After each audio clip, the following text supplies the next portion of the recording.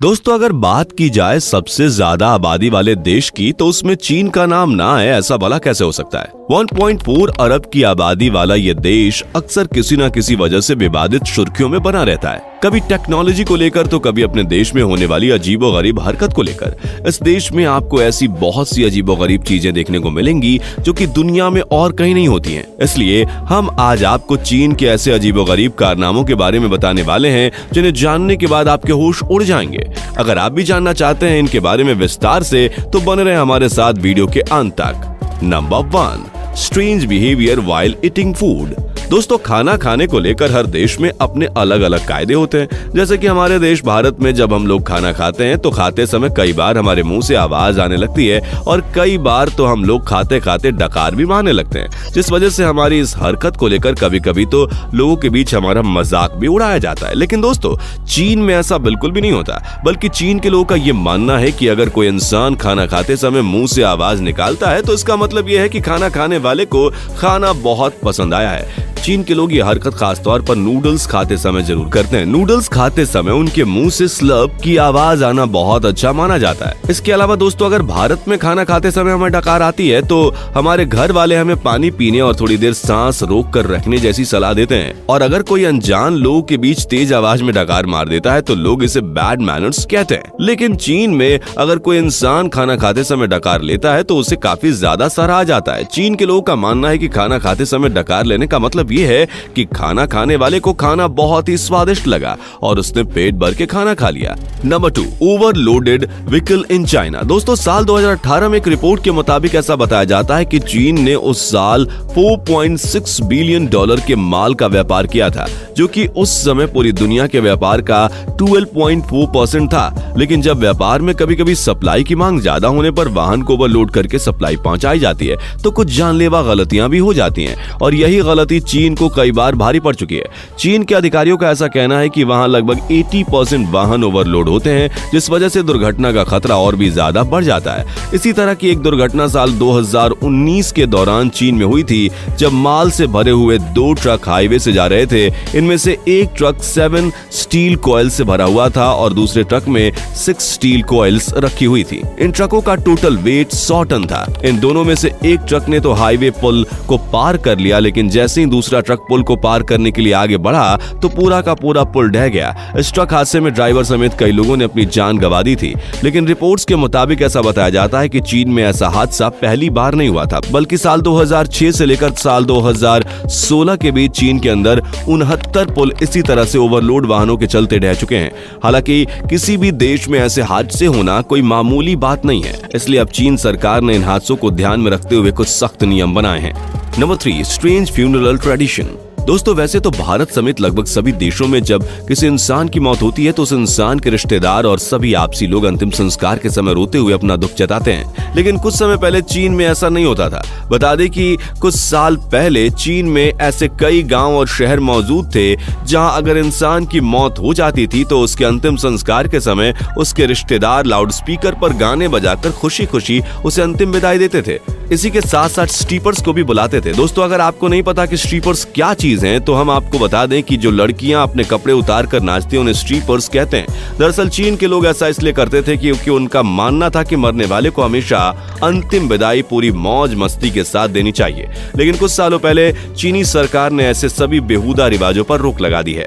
Number 4, collar pin of Chinese army. दोस्तों, किसी भी देश की सेना के लिए उसके सैनिकों के चलने फिरने और खड़े होने का अंदाज बेहद अहम माना जाता है और चीनी सरकार अपनी सेना को भी और दुरुस्त बनाने के लिए कॉलर पिन का इस्तेमाल करती है। चाइनीज सरकार अपने सैनिकों की कॉलर के नीचे एक नुकीली पिन लगाती है और यह पिन इस तरह से लगाई जाती है कि अगर कोई सैनिक अपनी गर्दन नीचे की ओर झुकाए तो वह पिन उस सैनिक के चुभ जाए। चाइनीज सरकार अपने सैनिकों के साथ ऐसा इसलिए करती है क्योंकि उनका यह मानना है कि ऐसा करने से सैनिकों की गर्दन हमेशा सीधी रहेगी और वो बिना झुके खड़े रहेंगे। इसके अलावा गर्दन सीधी रहने से सैनिकों को थकान नहीं लगेगी और वो ज्यादा फुर्तीले होंगे। Number 5, ghost wedding. दोस्तों दुनिया के तमाम देशों में शादी को लेकर अलग अलग रीति रिवाज होते हैं और इसी तरह चीन में मुर्दों की शादी कराने की प्रथा काफी ज्यादा प्रचलित है और इसे भूतिया विवाह यानी कि घोस्ट वेडिंग के नाम से जाना जाता है। चीन में घोस्ट वेडिंग का ये इतिहास आज से लगभग 3000 साल पुराना है। इस शादी के तहत अगर कोई लड़का और लड़की कुंवारे मर गए हों और उन्होंने जिंदा रहते कभी शादी का सुख न उठाया हो तो इसके लिए मरे हुए लड़के की कब्र पर मरी हुई लड़की की हड्डियां डाल दी जाती हैं जिससे कि वो साथ साथ रहें और मरने के बाद शादी का आनंद ले पाएं। चीन के लोगों का ऐसा मानना है कि ऐसा करने से कुंवारे जोड़ों के मरने के बाद उनकी आत्मा को काफी खुशी मिलती है। Number 6, eating chilli competition in China. दोस्तों पूरी दुनिया में हर देश अपने अपने अलग अलग तरह के त्योहार मनाता है और इसी दौरान कई देश अलग अलग तरह की प्रतियोगिताएं भी आयोजित करते हैं। इसी तरह चीन में भी एक ऐसी प्रतियोगिता आयोजित होती है जिसमें लोग मिर्च खाने पर मजबूर हो जाते हैं। जी हाँ दोस्तों, इस प्रतियोगिता में लोगों को जीतने की ऐसी होड़ लगी रहती है कि लोगों की आंखों से आंसू तो निकलते रहते हैं लेकिन फिर भी वो मिर्च खाना नहीं छोड़ते। आपको बता दें कि यह प्रतियोगिता चीन के हुनान प्रांत के निंगजियांग में आयोजित की जाती है। इस प्रतियोगिता को आयोजित करने के लिए चीन का असली मकसद ये होता है कि इस अजीबोगरीब प्रतियोगिता के जरिए ही वे अपने देश में ज्यादा से ज्यादा टूरिस्ट को आकर्षित कर सके।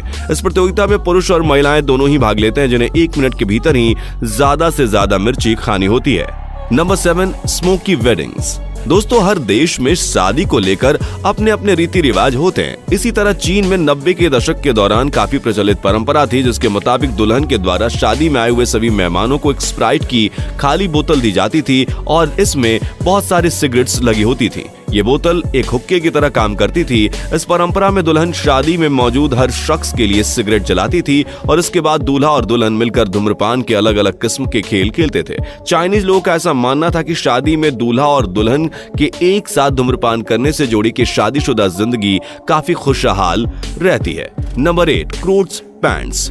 दोस्तों जहां पूरी दुनिया में छोटे बच्चों के पहनने के लिए डायपर का इस्तेमाल किया जाता है और फिर बार बार उनकी सफाई भी करनी पड़ती है, लेकिन चीन ने इन सारे झंझटों से बचने के लिए एक नया तरीका खोज निकाला है क्योंकि चीन में कई माता पिता अपने छोटे बच्चों को बिना डायपर के ही रहने देते हैं। अब चीन में छोटे बच्चों के लिए डायपर के बजाय क्रोच पैंट्स इस्तेमाल की जाती हैं। इस पैंट के पीछे की तरफ एक छेद बना होता है जिससे कि बच्चा जहां चाहे वहां पॉटी कर सकता है और चीन में बच्चों का रोड पर पॉटी करना भी मामूली बात है, लेकिन कई बार ऐसा देखा गया है कि रोड पर पॉटी करने के बाद वहां सफाई नहीं की जाती और सड़कें यूं ही गंदी पड़ी रहती हैं। नंबर 9, आई ट्रीटमेंट। दोस्तों हमारे शरीर का हर हिस्सा इस बात के लिए काफी ज्यादा मायने रखता है कि हम कैसे दिखते हैं। चीन में कई लोगों को ऐसा लगता है कि आंखों के ऊपर वाला पलक का हिस्सा ज्यादा ना होने पर उनकी आंखें छोटी दिखती हैं और अपनी आंखों को बड़ा दिखाने के लिए वो एक ट्रीटमेंट करवाते हैं। दरअसल इस ट्रीटमेंट में प्लास्टिक सर्जन ऊपर वाली पलक में मौजूद एक्स्ट्रा स्किन को हटा देता है जिससे लोगों को ऐसा भ्रम पैदा होता है कि उनकी आंखें दिखने में और भी ज्यादा शार्प और बड़ी हो गई हैं। आपको बता दें कि चीन में होने वाली इस सर्जरी की कीमत तकरीबन $3,200 तक होती है।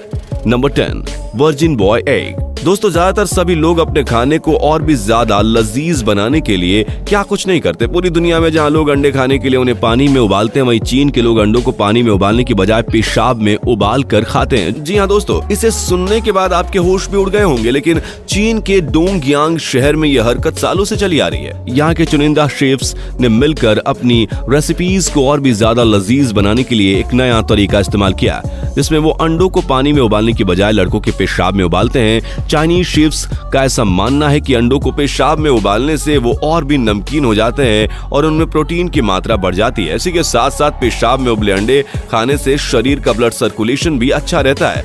कमेंट करके बताइए कि चाइना देश के ऊपर आपकी क्या राय है। जाने से पहले वीडियो को लाइक शेयर जरूर करें और ऐसे ही वीडियोस के लिए चैनल को सब्सक्राइब करके बेल नोटिफिकेशन को भी जरूर ऑन कर लें। धन्यवाद।